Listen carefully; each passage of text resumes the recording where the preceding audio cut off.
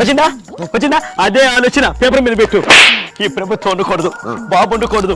పెట్టు రాయ్ రాయ్. కాలు కొంచెం వేసుకో వేసుకో. కంఫర్ట్ గా కూర్చోరా. ఈ పెన్ను ఏంటంటే తడితడిగా నీళ్ళలో పడినట్టు. అరే ఇది మామూలు పెన్ను కాదురా.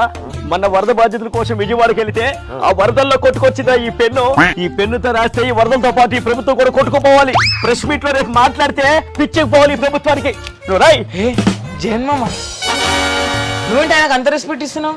ఎవరైనా మీ బినామా? కాదు, నా మాటలకి సునామీ.